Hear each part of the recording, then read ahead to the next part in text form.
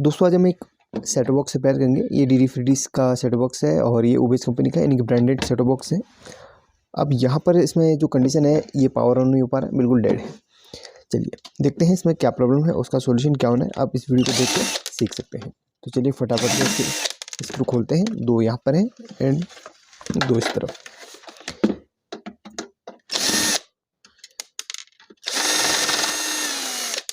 Finally इसके screw खुल चुके हैं। अब देखते हैं इसमें प्रॉब्लम क्या है।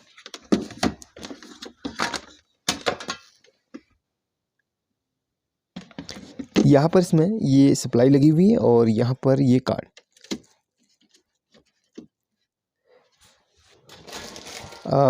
यहाँ पर दूसरी सप्लाई इसके साथ में आती है, बट यहाँ पर इसमें वो सप्लाई ना मिलने की वजह से इसमें दूसरी सप्लाई लगाई गई है।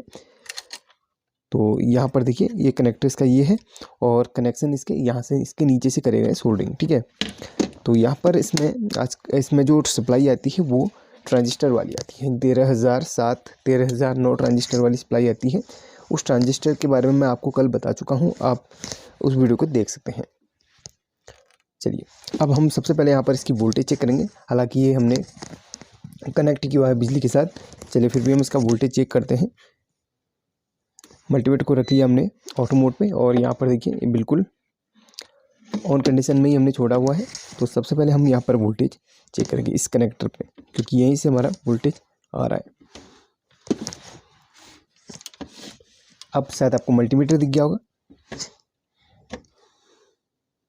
तो यहाँ पर जो हमारे घर पे एसी वोल्टेज आता है प्रॉपरली यहाँ पर वोल्टेज आ रहा है 190 वोल्टेज एसी पे है, ठीक है। तो यहाँ पर इनपुट हमने चेक कर लिया, यानी कि वायर में कोई प्रॉब्लम नहीं है। अब आउटपुट चेक करेंगे, यानी कि इस तरफ। आउटपुट चेक करने के लिए इसको आप इसके बॉडी के साथ अटैच कर सकते हैं, ठीक है। और एक सेकेंड, इसको अटैच कर सकते हैं और इसको आप यहाँ से स्टार्ट करेंगे लगाना।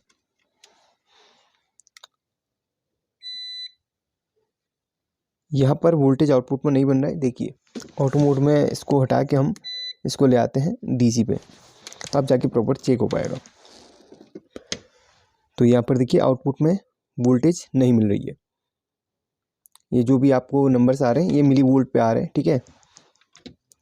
अगर आपको यहाँ पर समझ में नहीं आ रहा है तो मैं आपको दूसरे मल्टीमीटर से इसमें चेक करवाता हूँ, क्योंकि काफ़ी लोग इस मल्टीमीटर को समझ नहीं पाते हैं।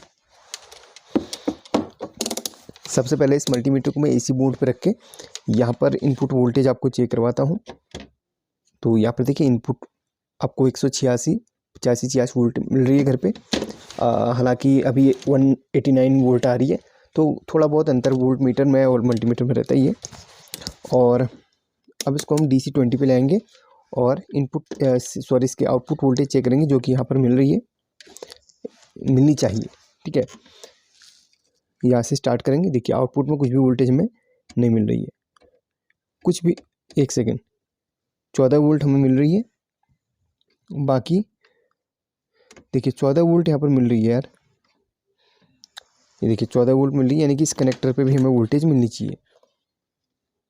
देखिए बाकी कोई भी वोल्टेज नहीं मिल रही है। देखिए स्पार्क भी हुआ था, अभी स्पार्क हुआ था 1 सेकेंड के लिए। अभी चार्ज होगा दोबारा, फिर यहाँ पर वोल्टेज मिलने लगेगी, ठीक है। यहाँ पर 14 वोल्ट हमें मिली थी। चलिए इसको चेक करते हैं, ये 14 वोल्ट मिलने का क्या रीज़न हो सकता है यार। देखिए यहाँ पर वोल्टेज आ रही है, 1 वोल्ट आ रही है, मे भी कुछ चार्ज हुई थी यहाँ पर। देखिए बढ़ रही है वोल्टेज। चलिए इसको खोल के देखते हैं फटाफट कि इसमें प्रॉब्लम क्या है। चलिए इसको हम डिस्कनेक्ट करते हैं। लेकिन यहाँ पे 14 वोल्ट मिली कैसे, जब ये सप्लाई हमारी ख़राब है, तो इसमें मिलने का क्या रीज़न है। चलिए अभी चेक करते हैं इसमें।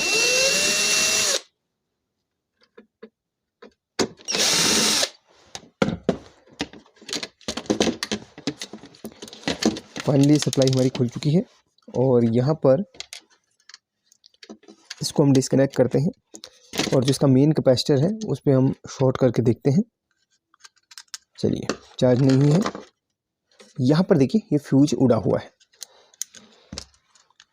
लेकिन एक यहाँ पर फ्यूज जब उड़ा है तो यहाँ पर हमें 14 वोल्ट आके मिली कैसे यार। एक चीज़ हो सकती है, उसके अंदर स्टोर भी हुई हो सकती है, काफ़ी बार क्या होता है ना, इसके अंदर ना कैपेसिटर में वोल्टेज स्टोर हो जाती है। जब ये फूका होगा तो उस वक्त इन कैपेसिटर में वोल्टेज स्टोर हुई होगी, तब जाके यहाँ पर हमें वोल्टेज मिल रही है। ठीक है, कुछ ना कुछ ये रीज़न हो सकता है, बट और कोई इसमें दूसरा रीज़न नहीं है भाई। यहाँ पर देखिए सर्किट तो पूरा हुआ ही नहीं, फ्यूज बर्न हुआ है। तो यहाँ पर आखिर मिलने की वजह क्या रही है, वो यही कि यार कैपेसिटर के अंदर वोल्टेज स्टोर जरूर रही होगी। अब यहाँ पर देखिए क्लियरली, मैं कहीं पे भी वीडियो कट नहीं किया हूँ, आपके सामने बिल्कुल दिखाया हूँ। फ्यूज बिल्कुल यहाँ पर देखिए जला हुआ है। अब फ्यूज जलने का कारण क्या हो सकता है, मैंने आपको बहुत बार बोला है, फ्यूज जलने का कारण है ये, इनमें से रेक्टिफायर में कोई आपकी डायोड ख़राब होती हैं, ये कैपेसिटर शॉर्ट होता है और आईसी शॉर्ट होती है। इन तीनों में से ही एक रीज़न होता है आपके फ्यूज़ के जलने का। ऐसे ही फ्यूज़ नहीं जल जाता, 1% केस में जल जाता है ऐसे फ्यूज़, बट बहुत कम कुछ ऐसे रीज़न मिलते हैं जिसमें फ्यूज़ बेवजह जल जाता है। ठीक है, कुछ ना कुछ रीज़न होता ही है उसका। चलिए इसको हम कंटिन्यूटी मोड पे ले आएंगे मल्टीमीटर को, और इस सप्लाई को हम चेक करेंगे। एक सेकेंड, इसको मैं यहाँ से डिस्कनेक्ट कर लेता हूँ ताकि हम इसको फ्रीली चेक कर पाएँ। अब सबसे पहले हमारी डायोड की बारी आती है, तो डायोड से हमने चेक करना रहेगा। ये सही है, ये डायोड एक तरफ से वैल्यू देती है, एक तरफ से नहीं देती, तो यहाँ से भी सही बता रही है, ये भी सही है डायोड, और ये भी सही है। अब इसके जस्ट बाद में एक कॉइल है, कॉइल को चेक करेंगे। कॉइल के दो पार्ट बने हुए आप देख रहे हैं, एक पार्ट यहाँ से यहाँ तक की कंटिन्यूटी का, दूसरा पार्ट यहाँ से यहाँ तक की कंटिन्यूटी देखना चाहिए। अगर सही होगा तो सही है, सही है, कॉइल भी सही है। इसके आगे बढ़ते हैं, इन कैपेसिटर पे चेक करते हैं। कैपेसिटर में कोई शॉर्टिंग नहीं है, बट एक बीप जो आ रही है वो किसी और रीजन की वजह से भी होती है। ठीक है, तो कैपेसिटर को निकाल के चेक करना अगर कभी बीप आए तो।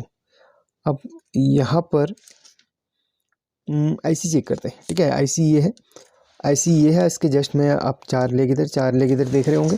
इसको थोड़ा सा मैं क्लोज करना चाहूँगा ताकि आप लोग को एक एक लेग दिख सके। तो आईसी की किसी भी एक लेग में आप मल्टीमीटर की किसी भी एक प्रोब को लगा लीजिए और यहाँ से स्टार्ट कीजिए। देखिए कोई भी कंटिन्यूटी नहीं है। फिर उसके बाद दूसरी लेग पे जाइए, इन दोनों पे देखते रहिए, कोई भी कंटिन्यूटी, इस पे और इस पे कंटिन्यूटी आ रही है। एक काम करता हूँ, मैं अपनी दूसरी सप्लाई लेता हूँ और उसमें भी चेक करता हूँ कि क्या, बिल्कुल नई सप्लाई लूँगा और उसमें देखूँगा कि क्या आईसी की इन लेग पे कंटिन्यूटी परमानेंट रहती है या फिर नहीं। क्योंकि कभी कभी ऐसा होता है कि दो लेग आपस में कंटिन्यूटी देती हैं, उसके बाद भी हम उसको ख़राब समझ के ऐसे निकाल देते हैं। ठीक है, तो दूसरी हमारी सप्लाई ये है और इस पे आईसी के उन दोनों लेग पे हम चेक करेंगे और सेम आईसी होनी चाहिए। ऐसा नहीं कि आपने दूसरी आईसी पकड़ ली है, तो सेम आईसी होनी चाहिए। इसमें वाइपर 22 से आईसी लगती है, तो इन दोनों लेग में हमने चेक करना है। जैसे कि इसमें कंटिन्यूटी दे रहा है, तो इन दोनों लेग में हम चेक करते हैं। हाँ सही है, ये सही सप्लाई में भी बिल्कुल यही है। और बाकी इसमें चेक करते हैं हम, और इन दोनों में चेक करते हैं, और इन दोनों में चेक करते हैं। सही है, देखिए 953 इसमें भी रीडिंग दे रहा है और लगभग इसमें भी सेम रीडिंग है।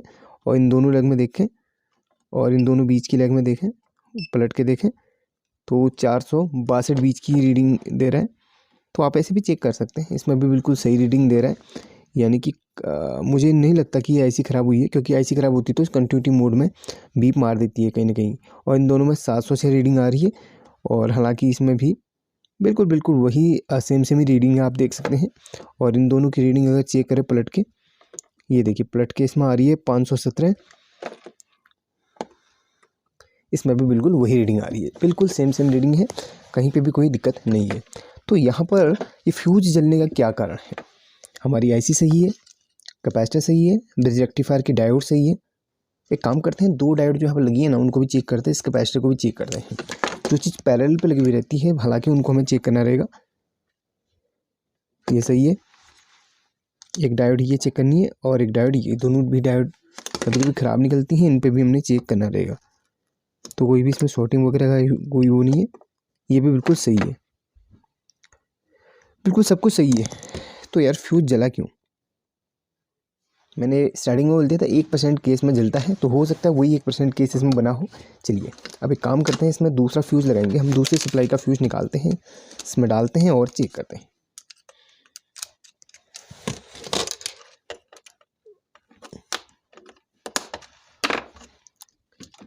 क्यों ना सबसे पहले इसको ऐसे ही चेक करा जाए बॉक्स के साथ में लगा के। वैसे आपको मेथड पूरा बता दिया चेक करने का, फिर भी आपको इसी तरीके से चेक करना चाहिए। और इसको सीरीज बल्ब में चेक करना है, ऐसे ही आपने चेक नहीं करना। अगर आप ऐसे प्लग लगा देंगे हो सकता है कोई और चीज़ ख़राब हो तो ब्लास्ट कर देगा।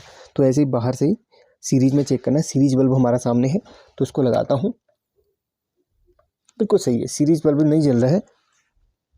चलिए अब एक बार इसकी वोल्टेज चेक करता हूँ, आउटपुट वोल्टेज।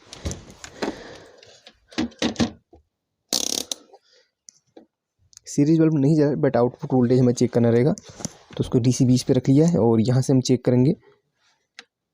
आउटपुट वोल्टेज बिल्कुल मिल रहा है 5 वोल्ट, इधर 5 वोल्ट और यहाँ से स्टार्ट करेंगे, यहाँ पर भी 5 वोल्ट मिलता है। लोड में 3.3 वोल्ट मिलने लगता है, ठीक है, लोड पे 3.3 वोल्ट मिलता है। इस पर हमें 12 वोल्ट की जगह 16, ठीक है बिल्कुल। यहाँ पर हमें 22 वोल्ट मिलना चाहिए, 23 वोल्ट मिला, नो प्रॉब्लम। अब परफेक्टली यहाँ पर ये वर्क करेगा। चलिए सबसे पहले मैं इसको ऑफ़ कर देता हूँ, वरना मुझे करंट लगे बहुत ही ज़बरदस्त। इसलिए ऑफ़ कर लिया है। अब मैं इसको कार्ड के साथ अटैच करके देखूँगा। देखिए सप्लाई को कुछ बाहर इस तरीके से रख लिया है ताकि ये बॉडी पूरी मेटल की अटैच ना हो। ऑन करता हूँ, बिल्कुल पावर ऑन हो चुका है और ऑन लिखा हुआ आ रहा है।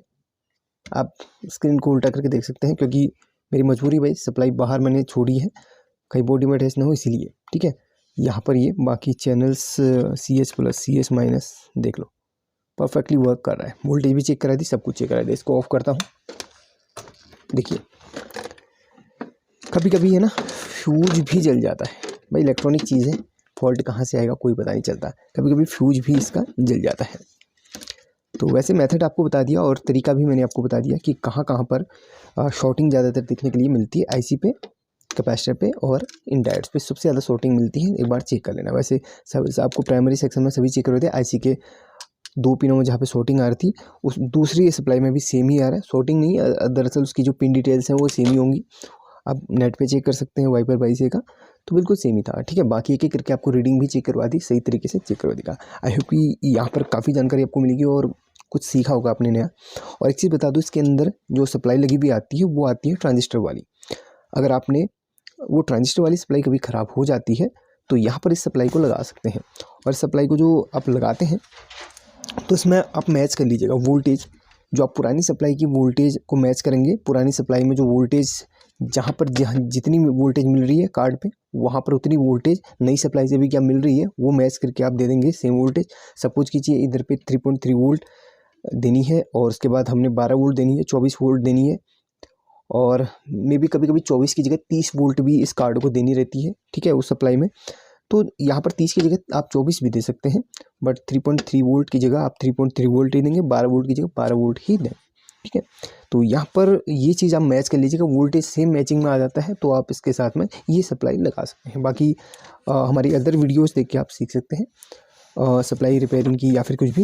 लेकिन इतना है कि यार हाँ बन गई, मतलब बिना हमने मशक्क़त करे ही हमने इसमें फ्यूज़ डाला और ये बिल्कुल चल गया। बट एक चीज़ याद रखना, अगर आपका फ्यूज़ जला है तो ज़रूरी नहीं कि आपका फ्यूज़ डाल के भी काम चल जाएगा। फ्यूज़ डालने के बाद आप सीरीज बोर्ड पे चेक करना, सीरीज बोर्ड पे, ऐसा नहीं कि डायरेक्टली आपने लगा लिया। अगर फ्यूज़ डालने के बाद सीरीज बोर्ड पे चेक नहीं करोगे, हो सकता है इसमें कोई और चीज़ ख़राब हो, तो सीधे आपका ये सप्लाई भी ब्लास्ट करेगा, फ्यूज़ तो जलेगा ही जलेगा, साथ में कुछ और भी प्रॉब्लम हो सकती है। इसलिए फ्यूज़ डालने के बाद सीरीज में चेक करना। और फ्यूज़ जलने का कारण मैंने आपको बता दिया, कई और चीज़ भी हो सकती है, जैसे कि डायोड, कैपेसिटर और IC। चलिए वीडियो पसंद है तो लाइक करके शेयर करना नहीं, और प्यार से कमेंट लिख सकते हैं। Take care.